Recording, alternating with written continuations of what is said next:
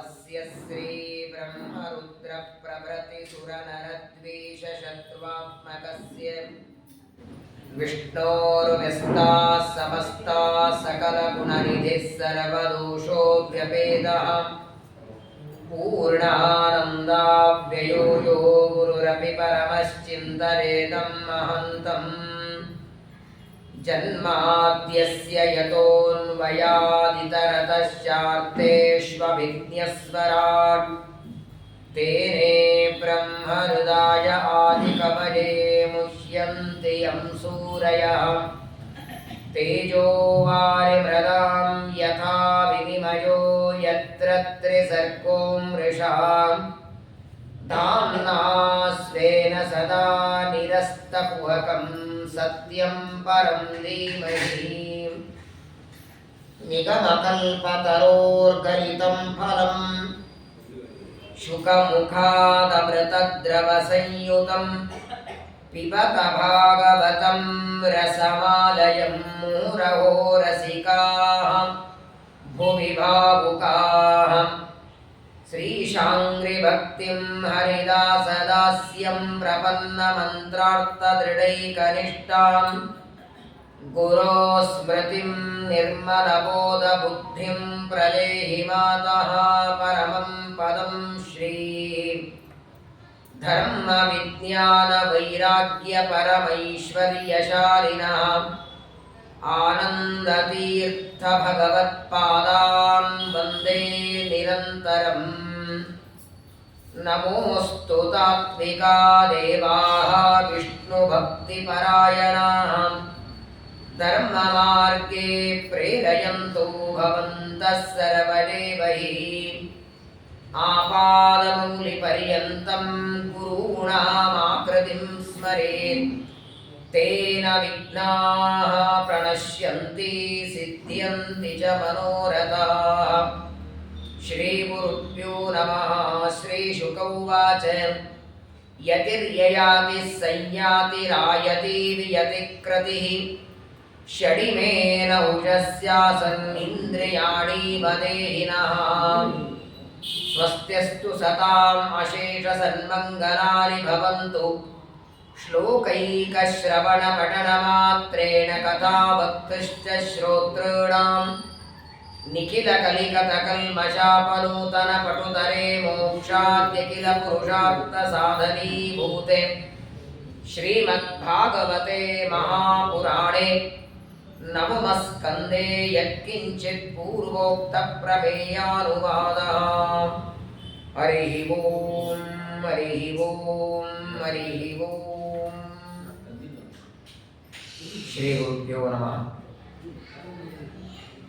ಪರೀಕ್ಷಿತ ರಾಜರಿಗೆ ಜ್ಞಾನಿಗಳಾದ ಶುಕಾಚಾರ್ಯರು ಚಂದ್ರವಂಶದ ರಾಜರ ಕಥೆಗಳನ್ನು ನಿರೂಪಣೆ ಮಾಡ್ತಾರೆ. ಸೂರ್ಯವಂಶದಲ್ಲಿ ಪರಮಾತ್ಮ ಶ್ರೀರಾಮನ ಒಂದು ಅವತಾರ ಆದರೆ ಚಂದ್ರವಂಶದಲ್ಲಿ ಈಗಾಗಲೇ 2 ಅವತಾರಗಳ ಚರಿತ್ರೆಯನ್ನ ಹೇಳಿಯಾಗಿದೆ. ಜಮದಗ್ನಿ ಋಷಿಗಳ ಮಕ್ಕಳಾಗಿ ಪರಶುರಾಮ ದೇವರು ಅವತಾರ ಮಾಡಿ 21 ಬಾರಿ ಸಮಗ್ರವಾದ ಭೂಮಂಡಲ ಪ್ರದಕ್ಷಿಣೆ ಹಾಕಿ ದುಷ್ಟ ಕ್ಷತ್ರಿಯರ ಸಂಹಾರ ಮಾಡಿದ ಕಥೆ.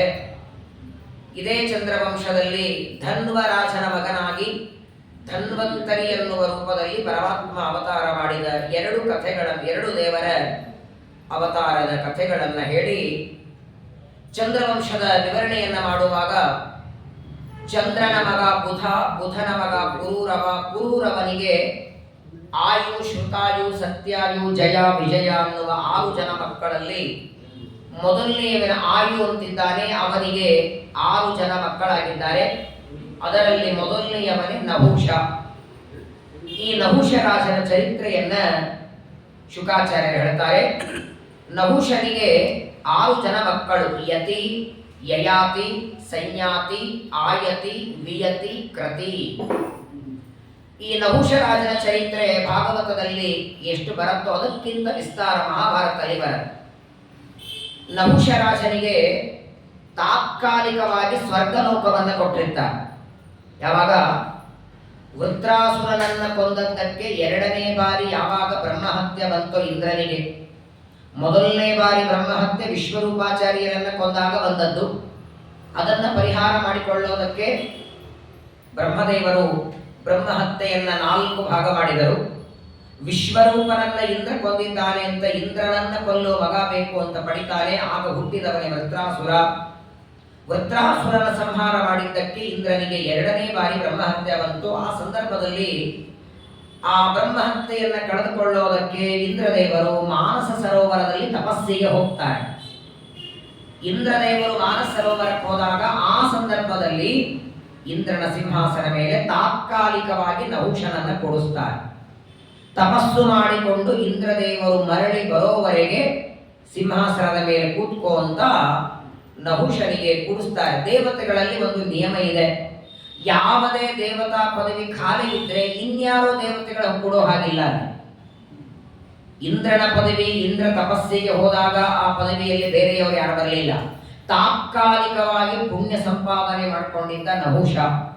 ಆದ್ದರಿಂದ ನಹುಷನನ್ನ ಇಂದ್ರದೇವರು ಮರಳಿ ಬರೋವರೆಗೆ ಯಾವ ಸಿಂಹಾಸನ ಮೇಲೆ ಕೂಡಿಸಿದ್ದಾರೆ. ಪ್ರಾಯ ರಾಜ ಅಂತಾದ ಮೇಲೆ ಅಪೇಕ್ಷೆ ಪಡ್ತಾರೆ. ನಹುಷ ಅಂದ ಇಂದ್ರನ ಸಿಂಹಾಸನ ಮೇಲೆ ಕೂಡಿಸಿರಂದ ಮೇಲೆ ಇಂದ್ರನ ಆನೆ ಬೇಕು ಅಂದ. ಆಯಿತು, ಕೊಡ್ತಾರೆ. ಇಂದ್ರನ ಏನೇನು ಭೋಗ ಮಾಡೋ ಸಾಮಗ್ರಿ ನನಗೆ ಬೇಕು, ನಾನು ಎಲ್ಲಿವರೆಗೆ ಸಿಂಹಾಸನದಲ್ಲಿ ಇರ್ತೇನೆ ಇಂದ್ರನ ಎಲ್ಲಾ ವಸ್ತು ನನಗೆ ಬೇಕು ಅಂತ. ಪರವಾಗಿಲ್ಲ, ತಾತ್ಕಾಲಿಕವಾಗಿ ಇಂದ್ರನಾದದ್ದರಿಂದ ಅವನಿಗೆ ಏನೇನು ಕೊಡಬೇಕೆಲ್ಲ ಕೊಟ್ಟಾಯಿತು. ಆದರೆ ಕೊನೆಗೆ ಇವನಂತಾನೆ, ಇಂದ್ರನ ಹೆಂಡತಿಯಾದ ಶಚಿದೇವಿ ನನಗೂ ಹೆಂಡತಿಯಾಗಲಿ ಅಂತಾನೆ. ಯಾವಾಗ ಶಚಿದೇವಿಯನ್ನ ನಹುಷ ಅಪೇಕ್ಷೆ ಪಡ್ತಾನೆ, ಋಷಿ ಮುನಿಗಳೆಲ್ಲ ಅಂತಾರೆ ಅದೇನು ಸಾಧ್ಯ ಅಂತಾರೆ. ದೇವತೆಗಳಲ್ಲಿ ನಿಯತ ಪತಿಪತ್ನಿಯರು ಅಂತ ಬರ್ತಾ ಇದೆ. ಕಂಡವರ ಹೆಂಡತಿ ನಿನಗ್ಯಾಕೆ ಹೆಂಡತಿಯಾಗೋದು? ಇಂದ್ರ ಬರೋವರೆಗೆ ಆಸನ ಮೇಲೆ ಕೂತ್ಕೋ, ಇಂದ್ರನ ಧನುಸು ತಗೋ, ವಜ್ರಾಯುಧ ತಗೋ, ಇನ್ನುಳಿದ ಇಂದ್ರನ ವಸ್ತುಗಳನ್ನು ಉಪಯೋಗಿಸು. ಹಾಗೆ ಶಚಿದೇವಿಯನ್ನು ಕೊಡೋದಿಲ್ಲ ಅಂದಾಕ್ಷಣ, ಹಾಗಾದರೆ ಇಂದ್ರನಾಗಿ ನಾನಿದ್ದದ್ದಕ್ಕೆ ನಾನು ಎಲ್ಲ ಕೊಡಬೇಕಿಲ್ಲ ಅಂದ್ರೆ ನಾನು ಇಂದ್ರ ಪದವಿ ಬಿಟ್ಟು ಹೋಗ್ತೇನೆ. ಕೊನೆಗೆ ಋಷಿಗಳು ಏನು ಮಾಡ್ಲಿಕ್ಕೆ ಆಗ್ಲಿಲ್ಲ.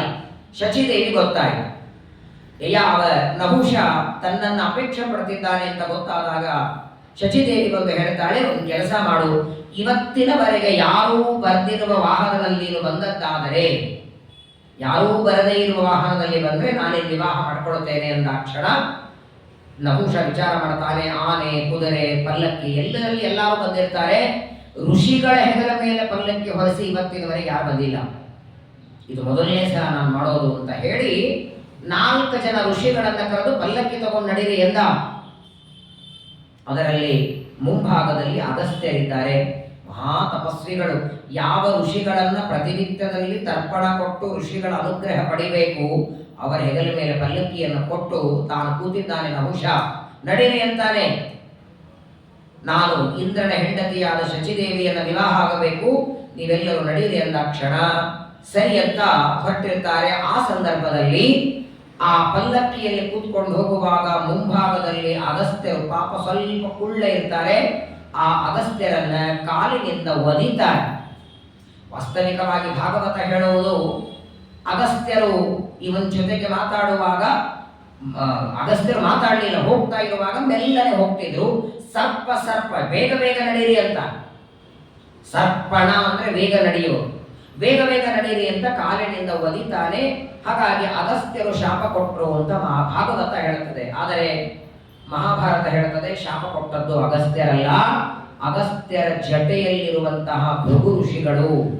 ಭೃಗು ಋಷಿಗಳು ಅಲ್ಲ ಅಂತಾರೆ ಮಧ್ವಾಚಾರ್ಯರು. ಇದೆಷ್ಟು ಗೊಂದಲ ಇದೆ ನೋಡಿ. ಭಾಗವತ ಒಂದು ಹೇಳ್ತದೆ, ಮಹಾಭಾರತ ಒಂದು ಹೇಳ್ತದೆ. ಇದು ಎರಡೂ ಬಿಟ್ಟು ಶ್ರೀಮದ್ ಆನಂದ ತೀರ್ಥ ಭಗವತ್ಪಾದಾಚಾರ್ಯ ತಾತ್ವ ನಿರ್ಣಯದಲ್ಲಿ 3ನೇದ ಹೇಳ್ತಾರೆ. ಅಗಸ್ತ್ಯರು ಶಾಪ ಕೊಟ್ಟದ್ದಲ್ಲ, ಭೃಗು ಋಷಿಗಳು ಕೊಟ್ಟದ್ದಲ್ಲ, ಭೃಗು ಋಷಿಗಳ ಜಟೆಯಲ್ಲಿರುವ ಬ್ರಹ್ಮದೇವರು ಅಂತ ಆಚಾರ್ಯರು. ಕಂಜಜ. ಹಾಗಾದ್ರೆ ನಿಜವಾಗಿ ಶಾಪ ಕೊಟ್ಟದ್ದು ಯಾರು? ಅದನ್ನ ಮಹಾಭಾರತದಲ್ಲಿ ಈ ಕಥೆ ವಿಸ್ತಾರವಾಗಿ ಬರ್ತದೆ. ಮೊದಲನೇದಾಗಿ ಆ ನಹುಷನಿಗೆ ಕೆಳಗೆ ಬೀಳುವಂತ ಶಾಪ ಕೊಡೋದಕ್ಕೆ ಕಾರಣ ಏನಂದ್ರೆ, ಯಾವ ಅಗಸ್ತ್ಯರ ಹೆಗಲ ಮೇಲೆ ಪಲ್ಲಕ್ಕಿಯನ್ನು ಹೊರಿಸಿದ್ದ, ಪಲ್ಲಕ್ಕಿಯನ್ನು ತಗೊಂಡು ಹೋಗುವಾಗ ಒಂದು ಪ್ರಶ್ನೆ ಕೇಳಿದರಂತೆ ಅಗಸ್ತ್ಯರು. ಏನಪ್ಪಾ ನಹುಷ ಮತ್ತೆ ರಾಜ, ನೀನು ರಾಜ ಅಂದಾಗ ನಿನಗೆಲ್ಲ ಜ್ಞಾನ ಬೇಕು, ಎಲ್ಲ ಗೊತ್ತಿರಬೇಕು ನಿನಗೆ. ವೇದಗಳು ಪ್ರಮಾಣನೋ ಅಪ್ರಮಾಣನೋ ಅಂತ ಕೇಳ್ತಾರೆ. ವೇದ ಪ್ರಾಮಾಣ್ಯದ ವಿಷಯದಲ್ಲಿ ಪ್ರಶ್ನೆ ಕೇಳಿದನು. ಇವನೇನಂದು ಬಿಟ್ಟ, ಪ್ರಮಾಣ ಅನ್ನಬೇಕು ಅಪ್ರಮಾಣ ಅನ್ನಬೇಕು, ಸ್ವಲ್ಪ ವಿಚಾರ ಮಾಡೋದ ಅಂಶ. ಯಾಕಂದ್ರೆ ವೇದಗಳು ಪ್ರಮಾಣ ಅಂದ್ರೆ ಆ ಪ್ರಮಾಣವಾದ ವೇದಗಳೇ ಹೇಳತ್ತೆ ಪರಸ್ತ್ರೀಯರ ಅಪೇಕ್ಷೆ ಪಡಬಾರದು ಅಂತ. ಮತ್ತೆ ನೀನ್ ಯಾಕೆ ಅಪೇಕ್ಷೆ ಪಡ್ತೀನಿ ಅಂತ ನಮ್ಗೆ ಕೇಳ್ತಾರಲ್ಲ. ಹಾಗಾದ್ರೆ ವೇದಗಳು ಪ್ರಮಾಣ ಅಂದ್ಬಿಟ್ರೆ ನಾನೇ ಸಿಕ್ಕಾಕೊಂಡ್ಬಿಡ್ತೀನಿ ಅಂದವ. ವೇದಗಳು ಪ್ರಮಾಣ ಅಂದ್ರೆ ಪ್ರಮಾಣವಾದ ವೇದಗಳ ಹೇಳಿದ ಹಾಗೆ ಇಂದ್ರದೇವರ ಹೆಂಡತಿಯಾದ ಶಚಿದೇವಿಯನ್ನು ನೀನ್ ಹೇಗೆ ಅಪೇಕ್ಷೆ ಪಡ್ತೀವಿ ಅಂತ ಎಲ್ಲಿ ತನ್ನನ್ನೇ ಪ್ರಶ್ನೆ ಮಾಡಿ ಬಿಡ್ತಾರೆ ಅಂತ ಹೇಳಿ ಒಂದೇ ಕ್ಷಣದೊಳಗೆ ಬದಲಾಯಿಸಿಬಿಟ್ಟ ನಹುಷ. ವೇದಗಳ ಅಪ್ರಮಾಣ ಅಂದುಬಿಟ್ಟ. ಆಗ ಬಂತು ಅಗಸ್ತ್ಯರಿಗೆ ಕೋಪ. ಯಾವ ವೇದಗಳಿಂದ ಪರಮಾತ್ಮನನ್ನು ತಿಳಿಬೇಕು? ವೇದ ಪಾರಾಯಣ ಪ್ರಿಯ ಅನಂತಾಹ ವೈ ವೇದಾಹ. ಶಿವನಾಚಾರ್ಯರಂತಾರೆ ದೇವರನ್ನ ತಿಳಿಯೋದಕ್ಕೆ ಮೊಟ್ಟ ಮೊದಲನೇ ಮೆಟ್ಲು ಅಂದ್ರೆ ವೇದಗಳು.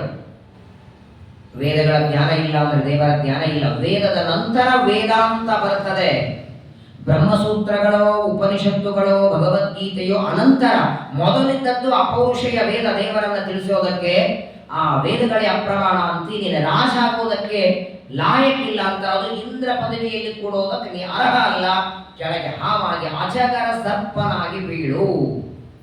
ಹಾಗಾಗಿ ಭಾಗವತ ಹೇಳುವಂತೆ ಅಗಸ್ತ್ಯರನ್ನ ಕಾಲಿನಿಂದ ಒದ್ದದ್ದಕ್ಕೆ ಅಗಸ್ತ್ಯರು ಶಾಪ ಕೊಟ್ಟದ್ದು ಅಂತ ಭಾಗವತ. ವೇದ ಪ್ರಾಮಾಣ್ಯದ ವಿಷಯದಲ್ಲಿ ಪ್ರಶ್ನೆ ಕೇಳಿದಾಗ ವೇದ ಪ್ರಮಾಣ ಅಲ್ಲ ಅಪ್ರಮಾಣ ಅಂತ ನಹುಷ ಹೇಳಿದ್ದರಿಂದ ಅಲ್ಲಿ ಶಾಪ ಕೊಡ್ತಾರೆ. ಆದರೆ ಋಷಿಗಳಲ್ಲಿಯೂ ಕೂಡ ಯೋಗ್ಯರಾದವರು ಭೃಗು ಋಷಿಗಳು. ಅಗಸ್ತ್ಯನಕ್ಕಿಂತಲೂ ಅಗಾಧ ಪಾಂಡಿತ್ಯ ಭೃಗು ಋಷಿಗಳಿಗೆ. ಆ ಭೃಗು ಋಷಿಗಳು ಶಾಪ ಕೊಟ್ಟದ್ದಲ್ಲ.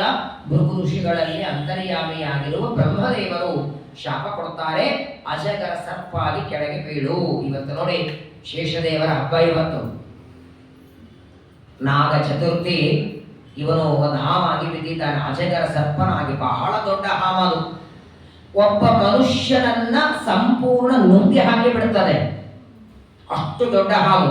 ಯಾವಾಗ ನಹುಷನಿಗೆ ಅಗಸ್ತ್ಯರ ಜಟೆಯಲ್ಲಿರುವ ಭೃಗು ಋಷಿಗಳು ಅವರ ಜಟೆಯಲ್ಲಿರುವ ಬ್ರಹ್ಮದೇವರು ಹಾವಾಗಿ ಬೀಳುವಂತಾರೆ. ಕ್ಷಣ ಮಾತ್ರದಲ್ಲಿ ಪ್ರಾರ್ಥನೆ ಮಾಡ್ಕೊಳ್ತಾನೆ. ಏನು ಅಜ್ಞಾನದಿಂದ ವೇದ ಅಪ್ರಮಾಣ ಅಂದೆ.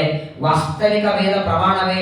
ನಾನೇನಾದ್ರೂ ವೇದಗಳು ಪ್ರಮಾಣ ಅಂತಿದ್ರೆ ಅಲ್ಲಯ್ಯ, ವೇದಗಳು ಪ್ರಮಾಣ ಅಂತಿ ಮತ್ತೆ ವೇದಗಳಲ್ಲಿ ಹೇಳಿರುವ ಪರಸ್ತ್ರೀಯರನ್ನ ಅಪೇಕ್ಷೆ ಪಡಬಾರದು ಅಂತ ಹೇಗೆ ನೀ ಶಚಿದೇವಿಯನ್ನು ಅಪೇಕ್ಷೆ ಪಡ್ತಿ ಅಂತ ಎಲ್ಲಿ ನನ್ನನ್ನೇ ನೀವು ಪ್ರಶ್ನೆ ಮಾಡ್ತೀರಿ ಅಂತ ತಿಳ್ಕೊಂಡು ನಾನು ವೇದ ಅಪ್ರಮಾಣ ಅಂದೆ. ಆದರೆ ಶಾಪ ಅಂತ ಕೊಟ್ಟಿದ್ದೀರಿ. ನಾ ಅಜಗರ ಸರ್ಪಾಗಿ ಎಲ್ಲಿ ಬೀಳೋದು? ನನ್ನ ಉದ್ಧಾರ ಹೇಗೆ? ಎಷ್ಟು ಜನ್ಮ ನನ್ನ ಸರ್ಪಾಗಿರೋದು? ಏನಾದರೂ ಇದಕ್ಕೆ ಪರಿಹಾರ ಹೇಳಿ ಅಂತ ಬೇಡಿಕೊಂಡಾಗ ಆಗ ಬ್ರಹ್ಮದೇವರು ಹೇಳ್ತಾರೆ, ನೀನು ಅಜಗರ ಸರ್ಪನಾಗಿ ಬಿದ್ದಿರು. ಪಾಂಡವರು ವನವಾಸಕ್ಕೆ ಬಂದಾಗ ಭೀಮನ ಶರೀರಕ್ಕೆ ಸುತ್ಕೊಂಡ್ಬಿಡು. ನೀವು ಇದೇ ದಾರಿಯಿಂದ ಹೋಗ್ತಿರ್ತಾರೆ ಪಾಂಡವರು. ಅವರು ಹೋಗುವಾಗ ಭೀಮನ ಶರೀರಕ್ಕೆ ಸುತ್ಕೊಂಡ್ಬಿಡು. ಆಗ ಭೀಮಸೇನಿಗೆ ಕೆಲವು ಪ್ರಶ್ನೆಗಳು ಕೇಳು.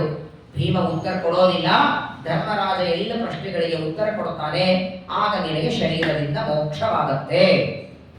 ಶಾಪದ ಜೊತೆಗೆ ವರನೂ ಕೊಟ್ಟಿರ್ತಾರೆ. ಆದ್ದರಿಂದ ನಹುಷ ಸ್ವರ್ಗಲೋಕದಿಂದ ನೇರವಾಗಿ ಭೂಮಿಗೆ ಬಂದು ಬೀಳ್ತಾನೆ. ಆ ನಹುಷನಿಗೆ 6 ಜನ ಗಂಡು ಮಕ್ಕಳು. ಅದರಲ್ಲಿ ಮೊದಲಿಗೆ ಅವನು ಯತಿ. ಹೆಸರೇ ಚೆನ್ನಾಗಿಟ್ಟಿದ್ದಾರೆ. ಅವನು ಬೇಡ ಅಂದ. ರಾಜ್ಯ ಸಂಪತ್ತು ಐಶ್ವರ್ಯ ನನಗೆ ಬೇಡ, ನಾನು ಏಕಾಂತದಲ್ಲಿ ಭಗವಂತನ ಧ್ಯಾನ ಮಾಡ್ತೇನೆ, ನನಗೆ ಅರಣ್ಯಕ್ಕೆ ಹೋಗೋದಕ್ಕೆ ಅನುಮತಿ ಕೊಡುವಂತ ಹಿರಿಯ ಮಗ ಹೋಗಿಬಿಟ್ಟ. ಯಾವಾಗ ನಹುಷ ಇನ್ನೂ ರಾಜನಾಗಿದ್ದ, ತಾನು ಮಕ್ಕಳಿಗೆ ರಾಜ್ಯವನ್ನ ಒಪ್ಪಿಸಿ ಅನಂತರ ಸ್ವರ್ಗಕ್ಕೆ ಬಂದು ಹಾವಾಗಿ ಬಿದ್ದ. ರಾಜ್ಯವನ್ನ ಕೊಡುವಾಗ 2ನೇ ಮಗನಿಗೆ ಪಟ್ಟಾಭಿಷೇಕ ಮಾಡಿರ್ತಾನೆ. ಅವನ ಹೆಸರೇ ಯಯಾತಿ. ಈ ನಹುಷನ 2ನೇ ಮಗನಾದ ಯಯಾತಿಗೆ ಯಾವಾಗ ನಹುಷ ರಾಜ್ಯ ಕೊಡ್ತಾನೆ, ಯಯಾತಿ ರಾಜ. ಇವನು ಕ್ಷತ್ರಿಯ. ನೋಡಿ, ಮದುವೆಗಳಲ್ಲಿ 2 ತರಹದ ಮದುವೆಗಳು 8 ತರಹ. ಅದರಲ್ಲಿ ಅನುಲೋಮ ಪ್ರತಿಲೋಮ ಅಂತ 2. ಪ್ರತಿಲೋಮ ಅಂದ್ರೇನು? ಉತ್ತಮ ಜಾತಿಯ ಕನ್ಯಾ, ಅಧಮ ಜಾತಿಯ ವರ. ಅಂದ್ರೆ ಬ್ರಾಹ್ಮಣ ಕನ್ಯಾ ಕ್ಷತ್ರಿಯ ವರ, ಕ್ಷತ್ರಿಯ ಕನ್ಯಾ ವೈಶ್ಯ ವರ, ವೈಶ್ಯ ಕನ್ಯಾ ಶೂದ್ರ ವರ. ಇವರಲ್ಲಿ ಮದುವೆಯಾದರೆ ಆ ಮದುವೆಗೆ ಪ್ರತಿಲೋಮ ಮದುವೆ ಅಂತ ಕರೆಯೋದು. ಗಂಡ ಉತ್ತಮ ಜಾತಿಯ ಬ್ರಾಹ್ಮಣವರ ವೈಶ್ಯ ಕನ್ಯಾ ಅಥವಾ ಬ್ರಾಹ್ಮಣವರ ಶೂದ್ರ ಕನ್ಯಾ ಇವರಲ್ಲಿ ವಿವಾಹವಾದರೆ ಅನುಲೋಮ ಅಂತ ಕರೀತಾರೆ. ಹಾಗಾಗಿ ಆ ತರಹದ ಮದುವೆಯಿಂದ ಹುಟ್ಟಿದ ಸಂತಾನಕ್ಕೆ ವೇದಾಧಿಕಾರ ಇಲ್ಲ. ತಂದೆ ತಾಯಿಗಳಿಬ್ಬರೂ ಬ್ರಾಹ್ಮಣರಾಗಿದ್ದಾಗ ಮಾತ್ರ ಅಲ್ಲಿ ಹುಟ್ಟಿದ ಸಂತಾನಕ್ಕೆ ವೇದಾಧಿಕಾರ, ಎಲ್ಲ ಅಧಿಕಾರ. ಇವಾಗೇನು ಅದರದ್ದೇನು ಉಳಿದೇ ಇಲ್ಲ. ಇತ್ತೀಚೆಗೆ ಯಾರು ಬೇಕೋ ಅವರನ್ನು ವಿವಾಹ ಮಾಡ್ಕೊಳ್ತಾರೆ. ಬಹಳ ಆದರೆ ಮನೆಯೊಳಗೆ ಒಂದು ವಾರ ತಿಂಗಳು ದೂರ ಇಡ್ತಾರೆ, ಆಮೇಲೆ ಅವರೇ ಸೇರ್ಕೊಂಡ್ಬಿಟ್ಟಿರ್ತಾರೆ. ಶ್ರಾವಣ ಮಾಸಕ್ಕೆ ಅವರ ಅಡಿಗೆಗೆ ಬರ್ತಾರೆ.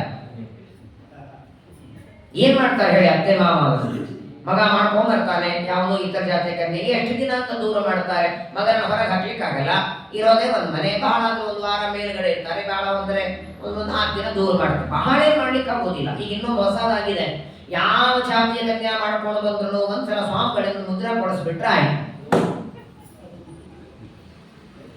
ಮುದ್ರಾ ಕೊಡಿಸ್ಬಿಟ್ರೆ ನಮ್ಮವರಾಗಿ ಬಿಡ್ತಾರೆ. ಒಂದರ್ಥದಲ್ಲಿ ಅಂಥವರನ್ನ ಸ್ವಾಮಿಗಳ ಸ್ಪರ್ಶ ಮಾಡಿಸೋದು ನಮ್ಮ ಪಾಪವೇ. ಅದು ಅವರಿಗೆ ಗೊತ್ತಿರತ್ತ ಕಲಿಯುಗದಲ್ಲಿ. ಹಾಗಾಗಿ ನೋಡಿ, ಕಲಿಯುಗದೊಳಗೆ ಯಾಕೆ ಇನ್ನೊಬ್ಬರ ಮನೆ ಊಟಕ್ಕೆ ಹೋಗಬಾರದು ಅನ್ನೋದಕ್ಕೆ ಇದು ದೊಡ್ಡ ಕಾರಣ.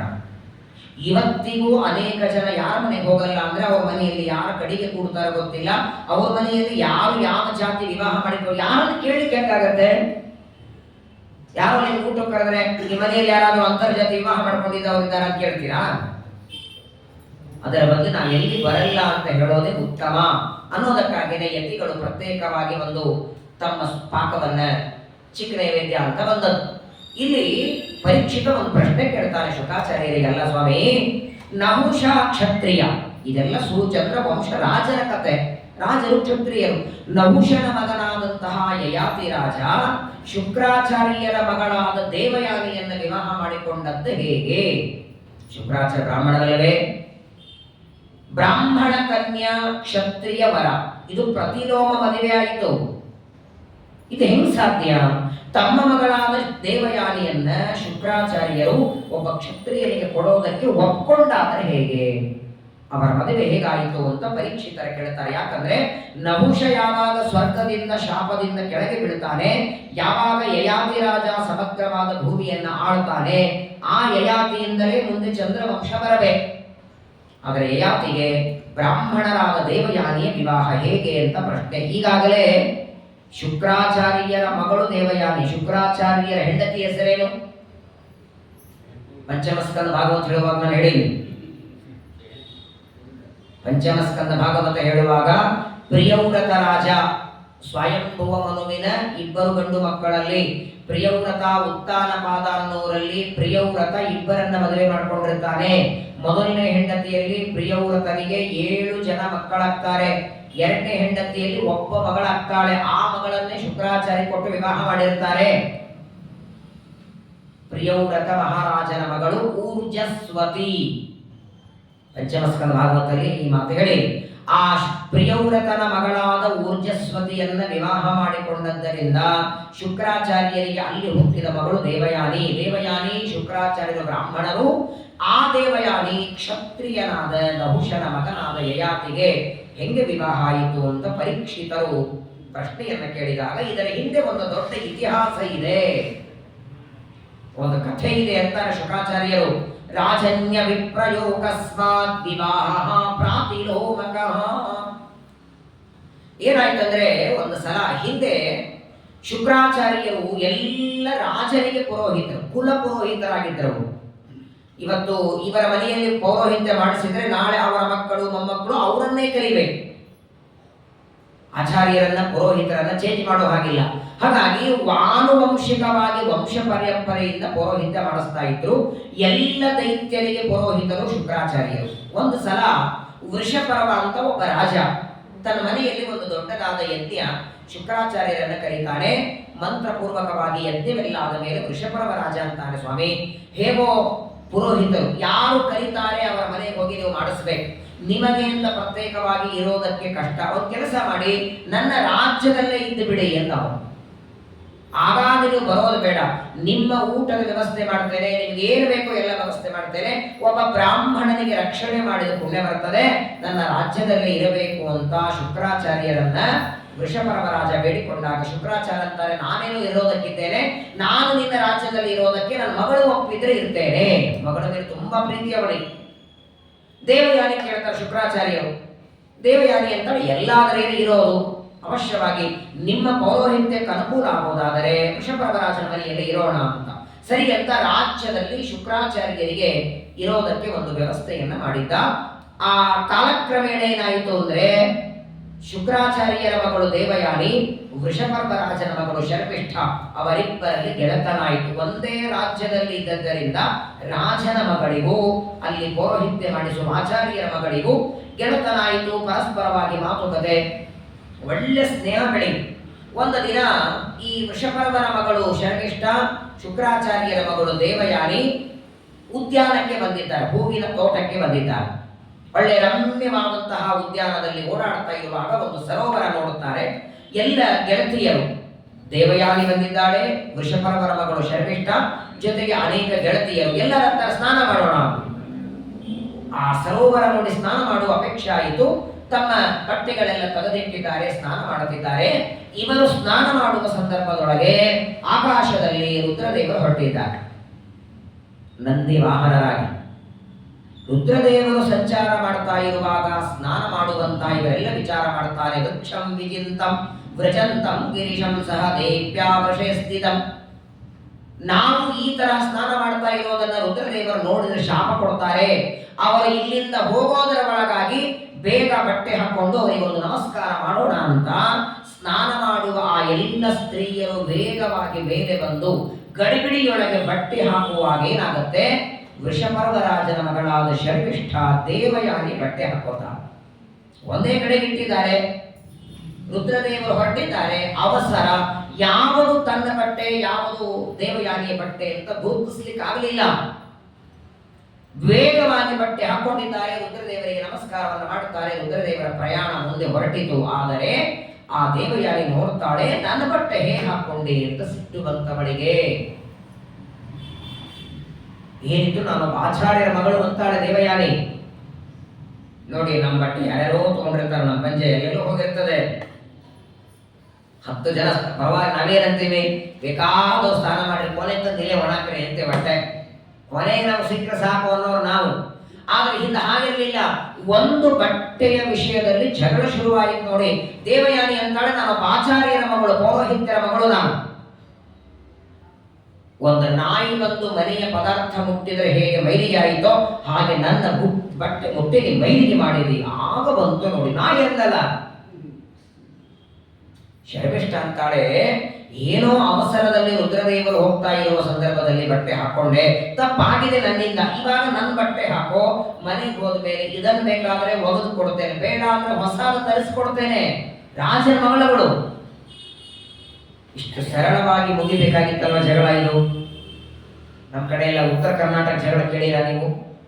ಪ್ರಾರಂಭ ಆಗೋದು ಇವರಿಬ್ಬರು ಮಧ್ಯದಲ್ಲಿ, ಒಳಗೆ ಎಲ್ಲರೂ ಬಂದಿರ್ತಾರೆ, ಅವ್ವ ಅಪ್ಪ ಅಜ್ಜ ಅಜ್ಜಿ. ನೋಡಿ, ಇಬ್ಬರ ಮಧ್ಯದಲ್ಲಿ ಶುರುವಾದ ಜಗಳ ಎಲ್ಲಿ ಹೋಯಿತು? ದೇವಯಾನಿ ಅಂತಾಳೆ, ನಮ್ಮಪ್ಪ ಪುರೋಹಿತರು, ನಮ್ಮಪ್ಪ ಪೌರೋಹಿತ್ಯ ಮಾಡಿಸ್ತಾರಂತೆ, ನಿಮ್ಮ ರಾಜ್ಯದಲ್ಲಿ ಮಳೆ ಬೆಳೆ ನಡೀತಿದೆ. ಅಪ್ಪ ಬಂದು ಒಳಗೆ, ನಮ್ಮ ತಂದೆ ಏನಾದರೂ ಪೌರೋಹಿತ್ಯ ಮಾಡಿಸೋದನ್ನ ನಿಲ್ಲಿಸಿಬಿಟ್ರೆ ನಿಮ್ಮಪ್ಪನಿಗೆ ವೃಷಪರ್ವನಿಗೆ ಬದುಕಲಿಕ್ಕೆ ಆಗಲ್ಲ ಅಂತ ದೇವಯಾನಿ ಅಂತಾಳೆ. ಇವಳಂತಾಳೆ, ನಿಮ್ಮಪ್ಪ ಬರೀ ಪೌರೋಹಿತ್ಯ ಮಾಡಿಸ್ತಾರೆ, ಪೌರೋಹಿತ್ಯ ಮಾಡಿಸಿದ್ದಕ್ಕೆ ದಕ್ಷಿಣೆ ಕೊಡೋರು ಯಾರು? ನಮ್ಮಪ್ಪ ತಾನೇ. ನಾವು ಇಟ್ಕೊಂಡು ಅನ್ನ ಹಾಕಿ ಊಟಕ್ಕೆ ಹಾಕಿ ನಿಮ್ಮನ್ನು ಇಟ್ಕೊಂಡು ಇವತ್ತು ರಾಜ್ಯದಲ್ಲಿದೆ, ನಮ್ಮನೆ ಅನ್ನ ತಿಂದು ನಮಗೆ ಬದಲಾಡ್ತೇವೆ ಅಂತ ಅವರು ಶುರುವಾಯಿತು. ಇಬ್ಬರ ಮಧ್ಯದಲ್ಲಿ ಜಗಳ ಶುರುವಾಗತ್ತೆ. ಕೊನೆಗೆ ಅಹೋ ನಿರೀಕ್ಷತಾ ಮಹ್ಯಂ ದಾಸ್ಯ ಕ್ರಮಶ್ಯ ಸಾಂಪ್ರತ. ಯಾರೂ ಬಿಡ್ತಾ ಇಲ್ಲ. ದೇವಯಾನಿನೂ ಆ ಬಟ್ಟೆ ಹಾಕೊಳ್ಳೋಕೆ ರೆಡಿ ಇಲ್ಲ. ಶರ್ಮಿಷ್ಠಿ ಅಂತಾಳೆ, ಈಗ ನಾನು ಬಿಚ್ಚಿಕೊಡೋದಿಲ್ಲ ಬಟ್ಟೆ, ಈಗ ಬಿಚ್ಚಿಕೊಡೋದಿಲ್ಲ, ಮನೆಗೆ ಹೋದ್ಮೇಲೆ ಕೊಡ್ತೇನೆ ಅಂತಾಳೆ. ಈ ಬಟ್ಟೆ ಬೇಡ ಅಂದು, ನಾಯಿ ಮುಟ್ಟಿದಂಗ ನನ್ನ ಬಟ್ಟೆ ಮೈಲಿಗೆ ಮಾಡಿದ್ದೀನಿ, ಈ ನೀನು ಮುಟ್ಟಿದ ಬಟ್ಟೆ ಹಾಕೊಳ್ಳೋದಿಲ್ಲ, ನನ್ನ ಬಟ್ಟೆ ಯಾಕೆ ಹಾಕೊಂಡಿ ಅಂದಾಗ ಕೊನೆಗೆ ಶರ್ಮಿಷ್ಠಿ ಅಂತಾಳೆ, ಏನ್ ಮಾತಾಡ್ತಿದ್ದಿ, ಈ ಬಟ್ಟೆ ಹಾಕೊಳ್ಳೋದು ರೆಡಿ ಇಲ್ಲ, ಇದನ್ನೇ ಬಿಚ್ಚಿ ಕೊಟ್ಟರು ತಗೊಳ್ಳೋದಿಲ್ಲ, ಈಗ ಮನೆಗೆ ಹಾಗೆ ಬರ್ತೀಯಾ? ನಿನ್ ಮನೆಗೆ ಬರಬೇಡ, ಇಲ್ಲೇ ಬಿದ್ದಿರು ಅಂತ ಒಂದು ಹಾಳು ಭಾವನೆಯಲ್ಲಿ ನೂಕಿಸ್ಬಿಟ್ಲ ದೇವಯಾನಿಯನ್ನು. ಮೈ ಮೇಲೆ ವಸ್ತ್ರ ಇಲ್ಲದೆ ಹಾಳು ಬಾವಿಯಲ್ಲಿ ನೂಕಿಸಿ ಎಲ್ಲ ಗೆಳತಿಯರ ಜೊತೆಗೆ ಶರಪಿಷ್ಟ ಬಂದು ಬಿಡ್ತಾಳೆ. ರಾಜ್ಯಕ್ಕೆ ಬಂದ ಕ್ಷಣ ಶುಕ್ರಾಚಾರ್ಯರಂತಾರೆ, ಏನಮ್ಮ ಮತ್ತೆ ನನ್ನ ಮಗಳು ನಿನ್ ಜೊತೆಗೆ ಬಂದಿದ್ದಲ್ಲ, ಎಲ್ಲರೂ ಸೇರಿ ಉದ್ಯಾನಕ್ಕೆ ಹೋಗಿದ್ರಿ, ಯಾಕೆ ದೇವಯಾನಿ ಕಾಣಿಸ್ತಾ ಇಲ್ಲ ಅಂತ ಶುಕ್ರಾಚಾರ್ಯರು ಕೇಳಿದರೆ, ಇಲ್ಲ ಹಿಂದೆ ಬರ್ತಿದ್ದಾಳೆ, ನಾವು ವೇಗವಾಗಿ ಮುಂದೆ ಬಂದಿದ್ದೇವೆ ಅಂತ ಹೇಳಿಬಿಟ್ರು. ಮಗಳ ಬರೋ ದಾರಿಯನ್ನು ನೋಡ್ತಾರೆ, ಕ್ಷಿಪಂತಿಂ ಶರಪಿಷ್ಠ. ಇಷ್ಟು ಜಗಳ ಆಗೋದು ಯಾರ ಮುಂದೆ ಹೇಳಿಲ್ಲ. ಆ ದೇವಯಾನಿ ಬಾವಿಯಲ್ಲಿ ಬಿದ್ದಿದ್ದಾಳೆ, ಮೇಲೆ ಎತ್ತಿ ಬರ್ಲಿಕ್ಕೆ ಆಗ್ತಾ ಇಲ್ಲ. ಆ ಬಾವಿಯಲ್ಲಿ ಬಿದ್ದಲ್ಲೇನೆ ಜೋರಾಗಿ ಕೂಗುತ್ತಾಳೆ, ಯಾರಾದ್ರೂ ದಾರಿಯಿಂದ ಹೋಗೋರು ಯಾರಾದ್ರೂ ಬನ್ರಿ, ನನ್ನನ್ನು ರಕ್ಷಣೆ ಮಾಡ್ರಿ, ನನ್ನನ್ನು ಮೇಲೆ ಎತ್ತಿರಿ. ಇವಳು ಕೂಗುತ್ತಿದ್ದಾಳೆ. ಅದೇ ಸಂದರ್ಭದಲ್ಲಿ ನಹುಷನ ಮಗನಾದ ಈ ಯಯಾತಿ ಕುದುರೆ ಮೇಲೆ ಹೊರಟಿದ್ದ. ಕುದುರೆ ಮೇಲೆ ಹೋಗುವಂತಹ ಯಯಾತಿ ಬಾವಿಯಲ್ಲಿ ಬಿದ್ದ ಶುಕ್ರಾಚಾರ್ಯರ ಮಗಳ ಮಾತು ಕಿವಿಗೆ ಕೇಳಿಸ್ತು. ಓಡಿ ಬರ್ತಾನೆ. ಬಂದವನೇ ಬಂದು ತನ್ನ ಉತ್ತರೀಯ ವಸ್ತ್ರವನ್ನ ಕೊಟ್ಟ ಅವಳಿಗೆ. ವಸ್ತ್ರವನ್ನ ಕೊಟ್ಟು ಅವಳ ಕೈಯನ್ನ ಎತ್ತಿ ಮೇಲೆ ತೆಗೆದ. ಆಗ ಆಗ ದೇವಯಾನಿ ಅಂತಾಳೆ ಯಯಾತಿ ರಾಜನಿಗೆ, ನನ್ನನ್ನ ವಿವಾಹ ಮಾಡಿಕೋ ಅಂತಾಳೆ. ಯಯಾತಿ ರಾಜ ಅಂತಾನೆ, ಏನ್ ಮಾತಾಡ್ತಿ, ನಿಮ್ ಶುಕ್ರಾಚಾರ್ಯರ ಮಗಳು, ಎಲ್ಲ ದೈತ್ಯರಿಗೆ ಗುರುಗಳು, ಬ್ರಾಹ್ಮಣ ಕನ್ಯಾ ನೀನೆಲ್ಲಿ, ಕ್ಷತ್ರಿಯರಾದ ನಾವೆಲ್ಲಿ, ಏನೋ ಕಷ್ಟದಲ್ಲಿ ಇದ್ದಿ ಅಂದದ್ದಕ್ಕೆ ನಿನ್ನನ್ನು ಬಾವಿಯಿಂದ ಎತ್ತಿದ್ದೇನೆ, ಅಷ್ಟಕ್ಕೆ ವಿವಾಹ ಮಾಡಿಕೊಂಡ್ರೆ ಹೇಗೆ?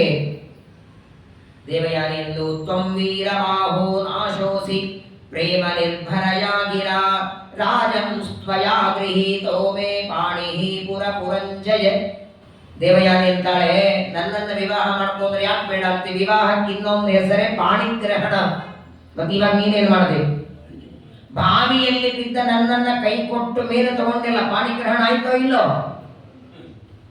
ಒಂದು ಬಾರಿ ನಿನ್ನ ಕೈಯನ್ನು ಹಿಡಿದಿದ್ದೇನೆ ಅಂದ ಮೇಲೆ ಇನ್ನೊಬ್ಬ ಪುರುಷರನ್ನ ನಾನು ಮುಟ್ಟೋ ಹಾಗಿಲ್ಲ. ನನ್ನ ಹಸ್ತವನ್ನ ಎತ್ತಿ ನೀನು ಮೇಲೆ ತಂದದ್ದರಿಂದ ನೀನೇ ನನ್ನ ವಿವಾಹ ಮಾಡಿಕೊಳ್ಳಬೇಕು ಅಂತ ಯಯಾತಿ ರಾಜನಿಗೆ ದೇವಯಾನಿ ಅಂದಾಗ ದೇವಯಾನಿ ಅಂತಾನೆ, ವಿಚಾರ ಮಾಡಿ ಮಾತಾಡು, ನಿಮ್ಮ ತಂದೆ ಒಪ್ತಾರ ಈ ಮದುವೆಗೆ? ಬ್ರಾಹ್ಮಣರಾದವರು ಎಂದಿಗೂ ತಮ್ಮ ಮಗಳನ್ನು ಬೇರೆಯವರಿಗೆ ಕೊಡೋದಿಲ್ಲ, ರಾಜರಿಗೆ ಮೊದಲು ಕೊಡೋದಿಲ್ಲ, ಕ್ಷತ್ರಿಯರಿಗೆ ನಾನು ಕೇಳಿದ್ರು ನಿಮ್ಮ ತಂದೆ ಕೊಡೋದಿಲ್ಲ, ಯಾಕೆ ಹಠ ಮಾಡ್ತಿ ಅಂದ ಕ್ಷಣ ದೇವಯಾನಿ ಅಂತಾಳೆ, ಚಿಂತೆ ಮಾಡಬೇಡ, ನಮ್ಮಪ್ಪ ಕೊಡ್ಲೇಬೇಕು ಅಂತಾಳೆ. ಏನಿದ್ರು ನಮ್ಮ ತಂದೆ ವಿವಾಹ ಮಾಡಿ ಕೊಡ್ಲೇಬೇಕು, ಯಾಕಂದ್ರೆ ನನಗೆ ಬ್ರಾಹ್ಮಣ ಗಂಡ ಸಿಗೋ ಹಾಗಿಲ್ಲ, ಶಾಪ ಇದೆ. ಈ ಕಥೆ ಭಾಗವತಕ್ಕಿಂತ ಮಹಾಭಾರತದಲ್ಲಿ ತುಂಬಾ ವಿಸ್ತಾರವಾಗಿ ವೇದವ್ಯಾಸ ದೇವರು ಹೇಳ್ತಾರೆ. ಈ ಶುಕ್ರಾಚಾರ್ಯರ ಹತ್ರ ಒಂದು ವಿದ್ಯೆ ಇತ್ತು, ಮೃತ ಸಂಜೀವಿನಿ ಅಂತ.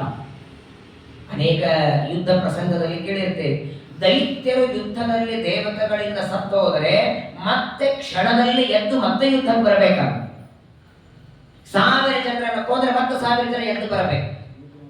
ಕ್ಷಣ ಮಾತ್ರದಲ್ಲಿ ಅವರನ್ನ ಬದುಕಿಸ್ತಾ ಇದ್ರು. ಮೃತ ಸಂಜೀವಿನಿ, ಸತ್ತವರನ್ನ ಬದುಕಿಸುವ ವಿದ್ಯೆ. ಈ ವಿದ್ಯೆ ಶುಕ್ರಾಚಾರ್ಯರಿಗಿತ್ತು, ದೇವಗುರುಗಳಾದ ಬೃಹಸ್ಪತಿಗಳಿರಲಿಲ್ಲ. ಎಲ್ಲ ದೇವತೆಗಳು ಬೃಹಸ್ಪತ್ಯಾಚಾರ್ಯ ಅಂತಾರಲ್ಲ, ಸ್ವಾಮಿ ನಿಮ್ಮ ಹತ್ರನೂ ಈ ವಿದ್ಯೆ ಇದ್ದಿದ್ರೆ ನಾವು ಈ ವಿದ್ಯೆಯನ್ನ ಕಲಿತು ದೈತ್ಯರನ್ನ ಸಂಹಾರ ಮಾಡಬಹುದಾಗಿತ್ತು ಅಂದಾಗ ಬೃಹಸ್ಪತಿಗಳಂತಾರೆ, ಅದು ಶುಕ್ರಾಚಾರ್ಯರಿಗೆ ಮಾತ್ರ ಬರುತ್ತೆ. ಹಾಗಾದ್ರೆ ಅವರ ಹತ್ರ ಹೋಗಿ ಯಾರಾದ್ರೂ ಕರ್ಕೊಂಡು ಬರಬಹುದಲ್ಲ? ಶುಕ್ರಾಚಾರ್ಯರಿಗೆ ಪಾಠ ಹೇಳ್ತಾರ? ದೇವತೆಗಳಾದ ನಾವು ಹೋಗಿ ವಿದ್ಯೆಯನ್ನು ಕೊಡು ಅಂದ್ರೆ ಯಾರು ಕಳಿಸ್ತಾರೆ? ಕಳಿಸೋದಿಲ್ಲ. ಸರಿ, ಯಾರನ್ನ ಬೇಡ, ನನ್ನ ಮಗನನ್ನೇ ಕಳಿಸ್ತೇನೆ ಅಂತ ಬೃಹಸ್ಪತಿಗಳು ತಮ್ಮ ಮಗನಾದ ಕಚನನ್ನ ಕಳಿಸ್ತಾರೆ. ಭಾರಿ ಸುಂದರ ಇದ್ದ ಬೃಹಸ್ಪತಿಗಳ ಮಗ, ಭಾರಿ ಬುದ್ಧಿವಂತ. ಆ ಕಚ ಶುಕ್ರಾಚಾರ್ಯರ ಹತ್ರ ಬಂದು ಹೇಳ್ತಾನೆ, ನನಗೆ ನಿಮ್ಮಲ್ಲಿ ಇರುವ ಮನುಸಂಜೀವನ ವಿದ್ಯೆಯನ್ನು ಪಾಠ ಹೇಳಬೇಕಂದ್ರೆ ಶುಕ್ರಾಚಾರ್ಯರಂತಾರೆ, ನೋಡು ನೀನು ವಾಸ್ತವಿಕ ಬೃಹಸ್ಪತಿಗಳ ಮಗ, ನಮ್ಮ ಶತ್ರುಗಳಾದ ದೈತ್ಯ ಗುರುಗಳ ಮಗ ನೀನು. ಆದರೆ ವಿದ್ಯಾರ್ಥಿಯಾಗಿ ಬಂದದ್ದಕ್ಕೆ ನೀ ನನ್ನ ಶತ್ರುಗಳ ಮಗ ಅಂತ ನಾನು ಗಮನಿಸೋದಿಲ್ಲ. ಜ್ಞಾನ ಬೇಕು ಅಂತ ಬಂದ್ರೆ ಅಲ್ಲಿ ದ್ವೇಷ ಮಾಡಬಾರದು. ಯಾರೇ ಬರಲಿ ಪಾಠ ಹೇಳಬೇಕು, ನಿಮ್ಮ ವೈಯಕ್ತಿಕ ದ್ವೇಷ ದಂಡೆಗಿಡಬೇಕು.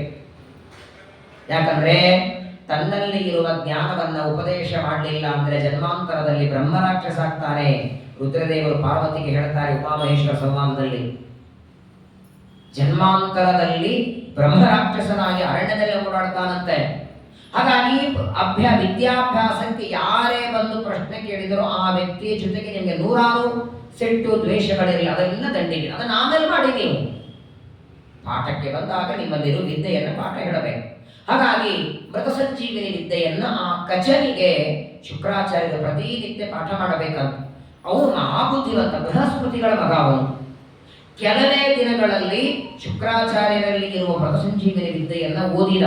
ಆದ್ರೆ ಏನಾಯಿತು, ಇವನು ಶುಕ್ರಾಚಾರ್ಯರ ಹತ್ರ ಓದುವಾಗ ಎಲ್ಲ ದೈತ್ಯರಿಗೆ ಗೊತ್ತಾಯಿತು, ನಮ್ಮ ಗುರುಗಳಾದ ಶುಕ್ರಾಚಾರ್ಯರಿಂದ ವಿದ್ಯೆಯನ್ನ ಓದೋದಕ್ಕೆ ಬೃಹಸ್ಪತಿಗಳ ಮಗ ಇಲ್ಲಿಗೆ ಬಂದಿದ್ದಾನೆ, ಅವನೇನಾದರೂ ವಿದ್ಯೆ ಓದಿ ಅಲ್ಲಿ ಹೋಗಿಬಿಟ್ಟ ಅಂದ್ರೆ ನಮ್ಮನ್ನ ಹಿಡಿಯೋರು ಯಾರಿಲ್ಲ.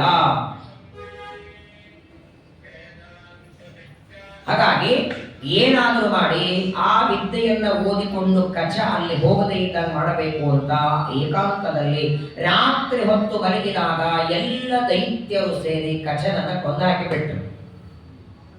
ಇವು ಹೋಗೋದೇ ಬೇಡ. ಇವನು ಹೋಗಿ ದೇವತೆಗಳಲ್ಲಿ ಈ ವಿದ್ಯೆಯನ್ನ ಎಲ್ಲರಿಗೆ ಹೇಳ್ತಾನೆ, ಇವನಿಗೆ ಹೋಗೋದು ಬೇಡ ಅಂತ ಕಚನನ್ನ ಕೊಂದಾಕಿ ಬಿಡ್ತಾರೆ. ಶುಕ್ರಾಚಾರ್ಯರು ದೇವಯಾನಿಗೆ ಅಂತಾರೆ, ಗತೆ ರಾಜನಿ ಸಾವಿರ ಎಲ್ಲೇ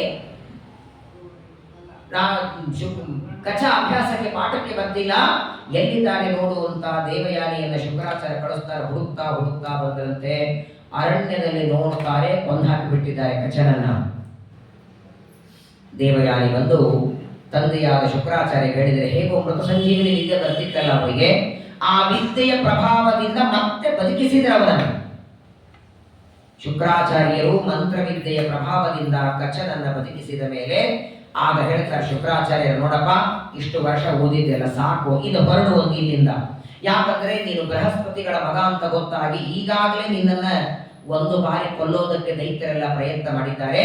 ನೀನು ಇಲ್ಲಿ ಇರುವಷ್ಟು ದಿನ ನಿನಗೆ ಅಪಾಯ ತಪ್ಪಿದ್ದಲ್ಲ, ಇಷ್ಟು ಓದಿದ್ದಿ ಸಾಕು, ಅಭ್ಯಾಸ ಮಾಡಿದ್ದು ಹೊರಡು ಅಂತಾರೆ. ಆಗ ಈ ಕಚ ಕೇಳ್ತಾನೆ, ಗುರುದಕ್ಷಿಣೆ ಏನಾದರೂ ಕೊಡಬೇಕಲ್ಲ, ಗುರುಗಳಿಂದ ಪಾಠ ಹೇಳಿಸ್ಕೊಂಡು ಹಾಗೆ ಹೋಗಬಾರದು, ಏನಾದರೂ ಗುರುದಕ್ಷಿಣೆ ಕೊಡಬೇಕು. ಏನ್ ಬೇಕು ಬೇಡಿ ಅಂದಾಕ್ಷಣ ಶುಕ್ರಾಚಾರ್ಯ ಅಂತಾರೆ, ಬೇಡಪ್ಪ ನೀನ್ ನನ್ನ ಹತ್ರ ಓದೋದಕ್ಕೆ ಬಂದೆಲ್ಲ, ಇದೇ ನೀ ಕೊಟ್ಟ ಗುರುದಕ್ಷಿಣೆ ಅಂದ್ರು.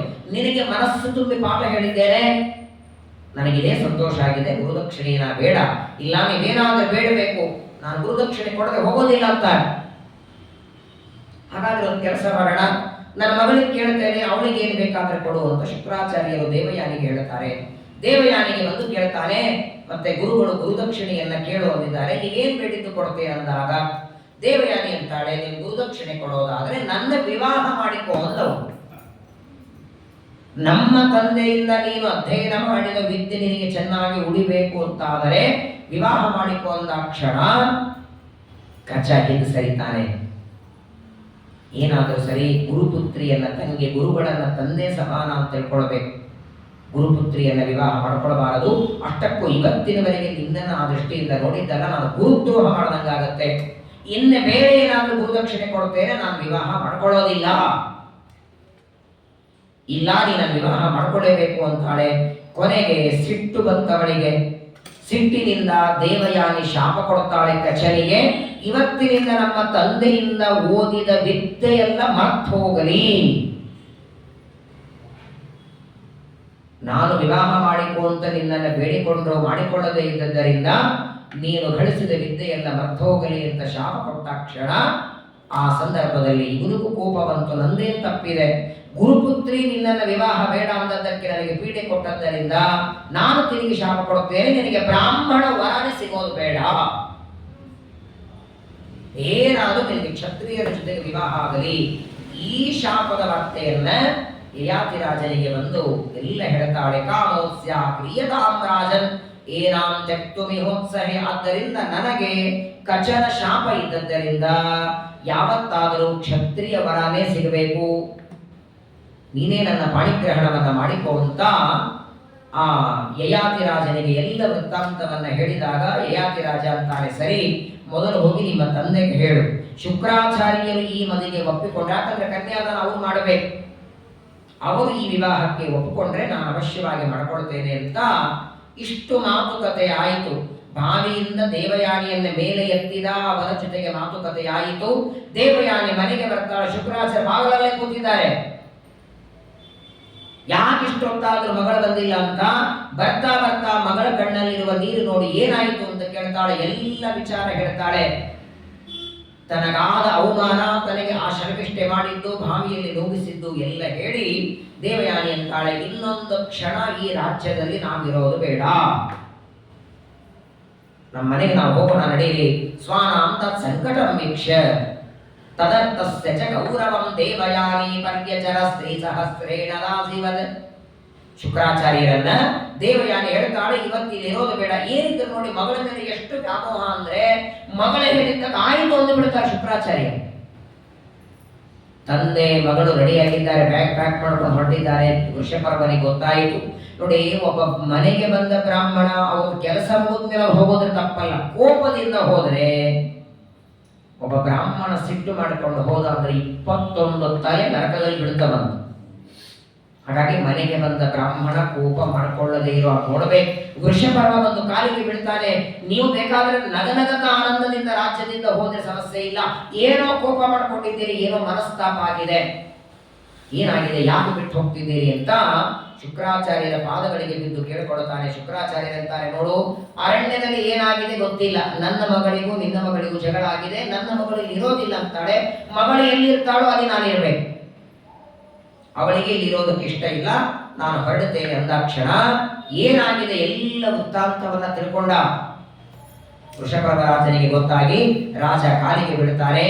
ಏನಿದ್ರು ಮಗಳು ಮಾಡಿದ ತಪ್ಪಿಗೆ ನಾನು ಪ್ರಾರ್ಥನೆ ಕ್ಷಮೆ ಕೇಳ್ತೇನೆ, ಸಿಟ್ಟಿನಿಂದ ರಾಜ್ಯ ಬಿಟ್ಟು ಹೋಗಬೇಡಿ ಅಂತ. ನಿಮ್ಮಂತಹ ತಪೋಮೂರ್ತಿಗಳು, ವೇದಶಾಸ್ತ್ರ ಓದಿದವರು ನೀವೇನಾದರೂ ಹಿಂಗೆ ಸಿಟ್ಟಿನಿಂದ ಬಿಟ್ಟು ಹೋದ್ರೆ ರಾಜ್ಯದ ಸ್ಮಶಾನ ಹೋಗುತ್ತೆ. ಏನಾದರೂ ಮಾಡಿ ಅಪರಾಧವನ್ನ ಕ್ಷಮಾ ಮಾಡಿ ಇಲ್ಲೇ ಇರಬೇಕು ಅಂತ ಪ್ರಾರ್ಥನೆ ಮಾಡಿಕೊಂಡಾಗ ಶುಕ್ರಾಚಾರ್ಯ ಅಂತಾರೆ, ನೋಡು, ನನಗೇನಿಲ್ಲ, ನನ್ನ ಮಗಳು ಇಲ್ಲಿ ಇರೋದಕ್ಕೆ ಒಪ್ಪಿಕೊಂಡ್ರೆ ನಾನು ಇರ್ತೇನೆ. ವೃಷಪರ್ವರಾಜ ಬಂದು ದೇವಯಾನಿ ಅಂತಾನೆ, ನೀನು ಏನು ದಂಡ ಶಿಕ್ಷೆ ಕೊಟ್ಟು ತಗೊಳ್ಳೋಕೆ ರೆಡಿ ಇದ್ದೇವಮ್ಮ, ತಂದೆ ನನ್ನ ಮಾತ್ರ ಹೋಗುವುದಕ್ಕೆ ಇಲ್ಲಿಂದ ಸರ್ವತಾ ಇಬ್ಬರು ಹೋಗಬೇಡಿ ಎಂದಾಗ ದೇವಯಾನಿ ಅಂತಾಳೆ, ಇದಕ್ಕೆ ಒಂದೇ ಒಂದು ಪ್ರಾಯಶ್ಚಿತ್ತ, ಆ ಪ್ರಾಯಶ್ಚಿತ್ತಕ್ಕೆ ರೆಡಿ ಇದ್ರೆ ನಾವು ಇಲ್ಲಿ ಇರ್ತೇವೆ. ಏನ್ ಮಾಡಿ ಪ್ರಾಯಶ್ಚಿತ್ತ ಅಂದ್ರೆ, ನಾನು ಯಾರನ್ನ ವಿವಾಹ ಮಾಡಿಕೊಂಡು ಹೋಗ್ತೇನೆ ಆ ಮನೆಗೆ ನಿನ್ನ ಮಗಳು ದಾಸಿಯಾಗಿ ಬರಬೇಕು. ಶರ್ಮಿಷ್ಠೆ ದಾಸಿಯಾಗಿ ಮನೆ ಕೆಲಸ ಮಾಡಿ ಬರೋದಾದರೆ ನಾನಿಲ್ಲಿ ಇರ್ತೇವೆ ಅಂದಾಕ್ಷಣ ಯಾರಿಗೆ ಒಪ್ಕೋತಾರೆ? ದೊಡ್ಡ ಚಕ್ರವರ್ತಿ ರಾಜನ ಮಗಳು ಯಾಕೆ ದಾಸಿಗೆ ಒಪ್ಕೋತಾಳ? ಆದರೆ ನೋಡಿ, ರಾಜನಿಗೆ ಒಪ್ಲಿಕ್ಕೆ ಮನಸ್ಸು ಬರಲಿಲ್ಲ. ತನ್ನ ಮಗಳನ್ನ ದೇವಯಾನಿಯ ಮನೆಗೆ ದಾಸಿಯಾಗಿ ಕಳಿಸೋದಕ್ಕೆ ಮನಸ್ಸು ಒಪ್ಪಲಿಲ್ಲ. ಏನ್ ಮಾಡಬೇಕು? ಒಳಗಿನಿಂದ ಶರ್ಮಿಷ್ಠೆ ಬಂದು ಆಯಿತು ಅಂತ ಅವಳೇ ಹೇಳ್ತಾಳೆ. ಯಾಕಂದ್ರೆ ನನ್ನ ಕಾರಣದಿಂದ ಗುರುಗಳು ಮನೆ ಬಿಟ್ಟು ಹೋಗೋದು ಬೇಡ, ರಾಜ್ಯಕ್ಕೆ ಕಂಟಕ ಬರೋದಾದರೆ, ನನ್ನಿಂದ ರಾಜ್ಯಕ್ಕೆ ಹಾನಿಯಾಗೋದಾದರೆ ನಾನು ಈ ಯುದ್ಧಕ್ಕೆ ಸಿದ್ಧಳಿದ್ದೇನೆ, ದಾಸ್ಯ ಮಾಡೋದಕ್ಕೂ ಸಿದ್ಧಳಿದ್ದೇನೆ. ತ್ಯಾಗ ನೋಡಿ, ಇದಕ್ಕೆಲ್ಲ ವಿವೇಕ ಬೇಕು ಅಂತಾರೆ. ಎಷ್ಟು ತಿಳುವಳಿಕೆ ಇತ್ತು ಶರ್ಮಿಷ್ಠೆಗೆ. ತನ್ನಗೋಸ್ಕರ ತಂದೆಗೂ ಆಗಬಾರದು, ರಾಜ್ಯಕ್ಕೂ ಹಾನಿಯಾಗಬಾರದು, ಅವಶ್ಯವಾಗಿ ನಾನು ದಾಸಿಯಾಗ್ತೇನಂದ ಕ್ಷಣ ಶುಕ್ರಾಚಾರ್ಯರು ಯಯಾತಿಯನ್ನ ಕರೆದು ಮಗಳನ್ನು ಕೊಟ್ಟು ವಿವಾಹ ಮಾಡ್ತಾರೆ. ವಿವಾಹ ಮಾಡುವಾಗ ಮೊದಲೇ ಹೇಳ್ತಾರೆ, ದೇವಯಾನಿ ಮಾತ್ರ ನಿನ್ನ ಹೆಂಡತಿ, ಶರ್ಮಿಷ್ಠ ನಿನ್ನ ಮನೆಯ ದಾಸಿ. ಇಷ್ಟು ನಿನ್ನ ತಲೆಯಲ್ಲಿ ನೆನಪಿದ್ರೆ ಸಾಕು. ದಾಸಿಗೆ ದಾಸಿ ಸ್ಥಾನವನ್ನ, ಹೆಂಡತಿಗೆ ಹೆಂಡತಿ ಸ್ಥಾನವನ್ನ ಕೊಡುವಂತ ಎಲ್ಲ ಸೌಕರ್ಯಗಳ ಜೊತೆಗೆ ಬೇಕಾದಷ್ಟು ವರದಕ್ಷಿಣೆಯನ್ನು ಕೊಟ್ಟು, ಏನ್ ಶುಕ್ರಾಚಾರ್ಯ ಸಂಪತ್ತೇನು ಕಡಿಮಿತ್ತ? ಬಲ್ಲಿದ ಧನಕ್ಕೆ ಮರುಳಾಗಿ ಇಬ್ಬರು ಸಲ್ಲದ ಪೌರೋಹಿತ್ಯಕ್ಕೊಳಗಾದರು. ಎಲ್ಲರ ಮನೆ ಪೌರೋಹಿತ್ಯ ಮಾಡಿಸಿ ಮಾಡಿಸಿ ಮಾಡಿಸಿ ಬೇಕಾದಷ್ಟು ಬಂದಿತ್ತವರಿಗೆ. ವರದಕ್ಷಿಣೆಯನ್ನು ಕೊಟ್ಟಿದ್ದಾರೆ, ಕನ್ಯಾದಾನ ಮಾಡಿದ್ದಾರೆ, ಮದುವೆ ಆಯಿತು. ಮದುವೆಯಾದ ಮೇಲೆ ದೇವಯಾನಿಯ ಮನೆಗೆ ಶರ್ಮಿಷ್ಠ ದಾಸಿಯಾಗಿ ಬಂದಿದ್ದಾಳೆ. ಅನ್ಯೋನ್ಯವಾದ ಸಂಸಾರ ನಡೆಯುವಾಗ ಒಂದು ದಿನ ಶರ್ಮಿಷ್ಠೆ ಬಂದು ಯಯಾತಿಗೆ ಕೇಳ್ತಾಳೆ, ನೋಡು, ವಾಸ್ತವಿಕವಾಗಿ ಶುಕ್ರಾಚಾರ್ಯರು ನನ್ನನ್ನ ದೂರ ಇರು ಅಂದಿದ್ದಾರೆ, ಆದರೆ ನಾನು ನಿನ್ನ ವಿವಾಹ ಮಾಡಿಕೊಳ್ಳಬೇಕು ಅಂತ ಅಪೇಕ್ಷೆ ಇದೆ, ನನ್ನನ್ನು ನೀನು ಗಾಂಧರ್ವ ವಿವಾಹದಿಂದ ವಿವಾಹ ಮಾಡಿಕೋ. ಯಯಾತಿ ಅಂತಾನೆ, ಗುರು ಕೊಡುವಾಗಲೇ ಕನ್ಯಾದಾನ ಮಾಡುವಾಗಲೇ ಹೇಳಿದ್ದು, ಶರ್ಮಿಷ್ಠೆಯನ್ನ ದಾಸಿ ಅಂತ ಮಾತ್ರ ನೋಡುವಂತ. ಪರವಾಗಿಲ್ಲ, ಕೆಲವು ಕಾಲದಲ್ಲಿ ಸುಳ್ಳು ಮಾತಾಡಿದ್ರು ತಪ್ಪಿಲ್ಲ, ಮದುವೆಯಲ್ಲಿ ಸುಳ್ಳು ಮಾತಾಡುವಂತಾರಲ್ಲ ಹಾಗೆ ನನ್ನ ವಿವಾಹ ಮಾಡಿಕೊಳ್ಳೋದಕ್ಕೆ ನೀನು ಸುಳ್ಳು ಹೇಳಿದ್ರು ಚಿಂತೆ ಇಲ್ಲ ಅಂದಾಕ್ಷಣ ಆಗಲಿ ಅಂತ ಗಂಧರ್ವ ವಿವಾಹ ಮಾಡಿಕೊಂಡ. ಅಂದ್ರೆ ಗಂಧರ್ವ ವಿವಾಹದಲ್ಲಿ ಹೀಗೆಲ್ಲ ಅಕ್ಷತಾರೋಪಣ, ಕಲ್ಯಾಣ ಮಂಟಪ, ಆಚಾರ, ಪುರೋಹಿತರು ಬೇಕಾಗಿಲ್ಲ. ಪರಸ್ಪರವಾಗಿ ಇಬ್ಬರು ಮನಸ್ಸಿನಿಂದ ಒಪ್ಪಿಕೊಂಡು ಮಾಡಿಕೊಳ್ಳುವ ಮದುವೆಗೆ ಗಾಂಧರ್ವ ವಿವಾಹ. ಶರ್ಮಿಷ್ಠೆಯನ್ನ ಗಾಂಧರ್ವ ವಿವಾಹದಿಂದ ವಿವಾಹ ಮಾಡಿಕೊಳ್ಳುತ್ತಾನೆ ಯಯಾತಿ ರಾಜ. ದೇವಯಾನಿಯಲ್ಲಿ ಇಬ್ಬರು ಮಕ್ಕಳಾಗ್ತಾರೆ, ಯದು, ತುರು, ವಸು. ಶರ್ಮಿಷ್ಠೆಯಲ್ಲಿ 3 ಜನ ಮಕ್ಕಳಾಗ್ತಾರೆ, ದೃಹ್ಯ, ಅನು, ಪೂರು. 5 ಜನ ಮಕ್ಕಳು, 2 ಮಡದಿಯರಲ್ಲಿ. ಶರ್ಮಿಷ್ಠೆಯನ್ನು ವಿವಾಹ ಮಾಡಿಕೊಂಡ ವಾರ್ತೆ ಗೊತ್ತಾದ ಕ್ಷಣ ಶುಕ್ರಾಚಾರ್ಯರು ಬಂದು ಯಯಾತಿ ರಾಜನಿಗೆ ಶಾಪ ಕೊಡುತ್ತಾರೆ, ಮುಪ್ಪು ಬರಲಿ, ವೃದ್ಧನಾಗು. ಬಾಯೊಳಗಿರುವ ಹಲ್ಲೆಲ್ಲ ಬಿದ್ದೋಗಿದೆ, ಮೈಯೆಲ್ಲ ಹಣ್ಣಾಗಿದೆ, ಕೈಯಲ್ಲಿ ಕೋಲ್ ಹಿಡಿಯುವ 200 ವರ್ಷದ ಮುದುಕಾಗಿ ಬಿಟ್ಟ. ಕೊನೆ ಯಯಾತಿ ಅಂತಾನೆ, ಸ್ವಾಮಿ ಮುದುಕಾಗುವಂತ ಶಾಪ ಕೊಟ್ಟರೆ ನನಗಿನ್ನೂ ಕಾಮಭೋಗದಿಂದ ತೃಪ್ತಿ ಆಗಿಲ್ಲ ಅಂತಾನೆ. ಇಷ್ಟು ಬೇಗ ನನ್ನ ಮುದುಕಾದಂದ್ರೆ ನಾನಿನ್ನೂ ಸಂಸಾರದ ಭೋಗ ಮಾಡಬೇಕು ಅಂತ ಅಪೇಕ್ಷೆ ಇದೆ ಅಂದಾಕ್ಷಣ ಆಗ ಶುಕ್ರಾಚಾರ್ಯರ ಮಗಳ ಮುಖ ನೋಡುತ್ತಾರೆ. ಇವನ ಮುದುಕಾದ್ರೆ ಹಾನಿಯಾಗೋದು ಯಾರಿಗೆ? ಮಗಳಿಗೆ, ದೇವಯಾನಿಗೆ. ತಮ್ಮ ಮಗಳಿಗೆ ಹಾನಿಯಾಗತ್ತೆ ಅಂತ ತಿಳಿದ ಶಾಪ ಅಂತ ಕೊಟ್ಟ ಇದೆ. ಅದಕ್ಕೊಂದು ಉಪಾಯ ಮಾಡಿದ್ರಂತೆ ಶುಕ್ರಾಚಾರ್ಯ, ಒಂದು ಕೆಲಸ ಮಾಡು, ನಿನಗೆ 5 ಜನ ಮಕ್ಕಳಿದ್ದಾರಲ್ಲ, 5 ಜನ ಮಕ್ಕಳಿಗೆ ಯಾರಿಗಾದರೂ ನಿನ್ನ ವೃದ್ಧಾಪ್ಯವನ್ನ ಅವರಿಗೆ ಕೊಟ್ಟು ಅವರ ತಾರುಣ್ಯವನ್ನ ಬಾಡಿಗೆ ಇಸ್ಕೊಂಡ್ರ. ಬಾಡಿಗೆಗೆ ಪಾತ್ರೆ ಕೊಡ್ತಾರೆ, ಜಂಕಾರಿ ಕೊಡ್ತಾರೆ, ಮನೆ ಕೊಡ್ತಾರೆ, ತಾರುಣ್ಯನು ಬಾಡಿಗೆ ಇಸ್ಕೊ ಅಂತಾರೆ ಶುಕ್ರಾಚಾರ್ಯರು. ಅವರ ತಾರುಣ್ಯವನ್ನ ಬಾಡಿಗೆಯಿಸಿಕೊಂಡು ನಿನ್ನ ವೃದ್ಧಾಪ್ಯವನ್ನ ಕೊಡುವಂದಕ್ಕೆ ಕೊಡು ಅಂದ್ರೆ ಮೊದಲನೇ ಮಗನಾದ ಯದುರಾಜನಿಗೆ ಕೇಳದ, ಕೊಡೋದಿಲ್ಲ ಅಂದ ಅವನು. ಮೊದಲನೇವನು ಕೊಡ್ಲಿಲ್ಲ, ಎರಡನೇವನು ಕೊಡ್ಲಿಲ್ಲ, ಮೂರನೇವನಿಲ್ಲ, ನಾಲ್ಕನೇ ಇಲ್ಲ, ಮೊದಲಿನ 4 ಜನ ಮಕ್ಕಳು ಕೊಡೋದಿಲ್ಲ ಅಂತಾರೆ. ನಮ್ಮ ತಾರುಣ್ಯವನ್ನ ನಿನಗೆ ಕೊಟ್ಟು ನಾವೇನು ಮಾಡೋಣ ಅಂತಾರೆ. ಕೊನೆ ಮಗ ಅಂತಾನೆ, ಶರೀರ ಕೊಟ್ಟದ್ದೇ ನೀನು, ಕೋನ ಲೋಕೆ ಮನುಷ್ಯೇಂದ್ರ ಪಿತುರಾತ್ಮಕೃತ ಪುಮಾನ್, ನೀನೇ ಕೊಟ್ಟದ್ದು ಶರೀರ, ಅವಶ್ಯವಾಗಿ ಕೊಡ್ತೇನೆ ಅಂತ ಕೊನೆ ಮಗ ಪೂರು ತನ್ನ ತಾರುಣ್ಯವನ್ನ ತಂದೆಗೆ ಕೊಡ್ತಾನೆ. ಮಗನ ತಾರುಣ್ಯವನ್ನ ತಗೊಂಡು ಭೋಗ ಮಾಡುತ್ತಿದ್ದ ಯಯಾತಿ ರಾಜ ಎಷ್ಟು ದಿನ ಭೋಗ ಮಾಡ್ತಾನೆ? ಕೊನೆಗೊಂದು ದಿನ ಯಯಾತಿ ರಾಜನಿಗೆ ವೈರಾಗ್ಯ ಬಂತು. ನಚಾತು ಕಾಮ ಕಾಮಾನಾಂ ಉಪಭೋಗೇನ ಶಾಮ್ಯತಿ ಹವಿಷಾ ಕೃಷ್ಣವತ್ಮೇವ ಭೂಯ ಏವಾಭಿವರ್ಧತೆ. ಉರಿಯುವ ಬೆಂಕಿಯಲ್ಲಿ ತುಪ್ಪ ಹಾಕಿದಂತೆ ಶಾಂತ ಆಗೋದಿಲ್ಲ, ಹಾಗೆ ಎಷ್ಟು ಕಾಮ ಭೋಗ ಮಾಡಿದರೂ ತೃಪ್ತಿ ಇಲ್ಲ ಅಂತ ಕೊನೆಗೆ ವೈರಾಗ್ಯ ಬಂದು ಅರಣ್ಯಕ್ಕೆ ಹೋಗ್ತಾನೆ. ಆದರೆ ಆ ರಾಜ್ಯವನ್ನ ಮಾತ್ರ ಇಲ್ಲಿ ಮಧ್ಯದಲ್ಲಿ ಏನಾಗಿರ್ತದೆ, ಯಾವ ಮಗ ನಿನಗೆ ತಾರುಣ್ಯ ಕೊಡುತ್ತಾನೋ ಅವನಿಗೆ ರಾಜ್ಯ ಕೊಡು ಹೊಂದಿರ್ತಾರೆ ಶುಕ್ರಾಚಾರ್ಯರು. ಹಾಗಾದರೆ ಮೊದಲನೇ ಮಗ ಯದುರಾಜ ತಾರುಣ್ಯ ಯಾಕೆ ಕೊಡಲಿಲ್ಲ ಅಂದ್ರೆ, ಮಗ ಮಾತು ಕೇಳದೇ ಇದ್ದದ್ದು, ತಂದೆಗೆ ಮಾತು ಕೇಳದೇ ಇದ್ದ ತಪ್ಪು ನಿಜ. ಆದರೆ ತನ್ನ ತಾರುಣ್ಯವನ್ನ ತಂದೆಗೆ ಕೊಟ್ಟು ಆ ತಾರುಣ್ಯದಿಂದ ತಂದೆ ಭೋಗ ಮಾಡಿದರೆ ಮಾತ್ರ ಭೋಗ ಮಾಡಿದ ಪಾಪ ಬರಲ್ವಾ? ಹಾಗಾಗಿ ಮೊದಲಿನ 4 ಜನ ಮಕ್ಕಳು ಬೇಡ. ಆದ್ರೆ 5ನೇಯವನು ಕೊಡುವಾಗಲೂ ಹೇಳ್ತಾನೆ, ಆ ಪಾಪಕ್ಕೆ ನಾನು ಗುರಿ ಆಗಲ್ಲ ಅಂತ ನೀನು ವರ ಕೊಟ್ರೆ ಕೊಡುತ್ತೇನೆ.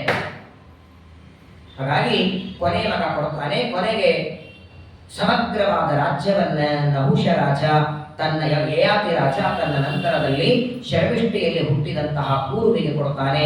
ಆ ದೇವಯಾನಿಯಲ್ಲಿ ಶುಕ್ರಾಚಾರ್ಯರ ಮಗಳಾದ ದೇವಯಾನಿಯಲ್ಲಿ ಯದು ಅಂತ ಮಗ ಹುಟ್ಟಿದ್ದಾನೆ. ಅವನ ವಂಶದಲ್ಲೇ ಸಾಕ್ಷಾತ್ ಪರಮಾತ್ಮ ಅವತಾರ ಮಾಡ್ತಾನೆ ಯಾದವ ಕೃಷ್ಣ. ಯದುರಾಜನ ವಂಶದಲ್ಲಿ ಇನ್ನೇನು ಕೊನೆ ಮಗ ಇದ್ದಲ್ಲ, ತನ್ನ ತಾರುಣ್ಯವನ್ನ ತಂದೆಗೆ ಕೊಟ್ಟಂತಹ ಪೂರು ರಾಜ, ಅವನ ವಂಶದಲ್ಲೇನೆ ಪಾಂಡವರೆಲ್ಲರೂ ಕೂಡ ಅವತಾರ ಮಾಡಿ ಬರ್ತಾರೆ. ಅಂತಹ ಯಯಾತಿಯ ಕೊನೆ ಮಗನಾದ ಪೂರು ರಾಜನ ವಂಶ. ಇದೇ ವಂಶದಲ್ಲಿ ಮುಂದೆ ರಂತಿದೇವ ಅಂತ ದೊಡ್ಡ ರಾಜ ಬರ್ತಾನೆ. ಏನು ದಾನ, ವೀರ, ಶೂರ.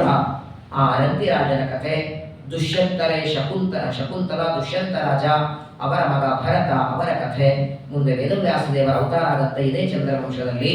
ಇನ್ನು ಅನೇಕ ರಾಜರು, ಕೊನೆಗೆ ಶ್ರೀಕೃಷ್ಣ ಪರಮಾತ್ಮನ ಅವತಾರ. ಹೀಗೆ ಇನ್ನು ಚಂದ್ರವಂಶದಲ್ಲಿ ಬರುವ ಅನೇಕ ರಾಜರ ಕಥೆಗಳಿದೆ. ನಾಳಿಗೆ ಸರಿಯಾಗಿ 5:15 ಇವತ್ತು ಸ್ವಲ್ಪ ಕೆಲಸ ಇತ್ತಾದ್ದರಿಂದ ಆಗಲಿಲ್ಲ. ನಾಳೆಗೆ ಸರಿಯಾಗಿ 5:30, ನಾಳೆ ನಾಡಿದ್ದು, ನಾಳೆಗೆ ಮಂಗಳವಾರ, ಬುಧವಾರ, ಗುರುವಾರ, ಇನ್ನು 3 ದಿನ 9ನೇ ಸ್ಕಂದ ಭಾಗವತ ಸಮಾಪ್ತಿ ಮಾಡಿ ಶುಕ್ರವಾರದಿಂದ 1ನೇ ತಾರೀಕು, ಆಗಸ್ಟ್ 1ನೇ ತಾರೀಕಿನಿಂದ ದಶಮ ಸ್ಕಂದ ಭಾಗವತ ಪ್ರಾರಂಭ ಮಾಡೋಣ. ಶ್ರೀಕೃಷ್ಣ ಪರಮಾತ್ಮನ ಅವತಾರದ ಚರಿತ್ರೆ ಭಾಗವತದಲ್ಲೇ ಬಹಳ ದೊಡ್ಡದು. ಸುಮಾರು 103 ಅಧ್ಯಾಯಗಳಿಂದ ಯುಕ್ತವಾದದ್ದು ದಶಮ ಸ್ಕಂದ. ಅನಾಯಾಸವಾಗಿ ಕೃಷ್ಣಾಷ್ಟಮಿಯ ಪರ್ವಕಾಲ ಹತ್ತಿರ ಬರ್ತಾ ಇದೆ. ಆ ಭಗವಂತನ ಜನ್ಮ ಮಹೋತ್ಸವದ ಪರ್ವಕಾಲದಲ್ಲಿ ಶ್ರೀಕೃಷ್ಣ ಪರಮಾತ್ಮನ ಚರಿತ್ರೆಯನ್ನು ಕೇಳೋಣ. ನಾಳೆಯಿಂದ 3 ದಿವಸ ಇನ್ನುಳಿದ ಚಂದ್ರವಂಶದ ರಾಜರ ಕಥೆಯನ್ನು ಕೇಳಿ ಎಲ್ಲ ಪಾಂಡವರ ಕಥೆ ಬರ್ತದೆ. ಹಾಗೆ ಕೃಷ್ಣ ಪರಮಾತ್ಮ ಅವತಾರ ಮಾಡೋದಕ್ಕೆ ಮೊದಲಿರುವ ರಾಜರ ಕಥೆಗಳೆಲ್ಲ ಹೇಳಿ ಮತ್ತೆ ಶುಕ್ರವಾರದಿಂದ ಪರಮಾತ್ಮನ ಕೃಷ್ಣಾವತಾರದ ಕಥೆಯನ್ನ ಮತ್ತೆ ಶ್ರವಣ ಮಾಡೋಣ. ಶ್ರೀಕೃಷ್ಣಾರ್ಪಣಮಸ್ತು. ಹರೇ ನಮೋ ಹರೇ ನಮೋ ಹರೇ.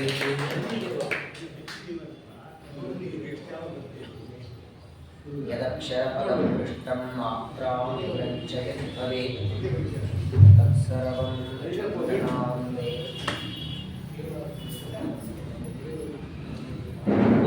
ಇದು 4 ಪೂಜಾ ಮಾಡ್ತಾರೆ. 4ವರೆಗೆ ರೆಡಿ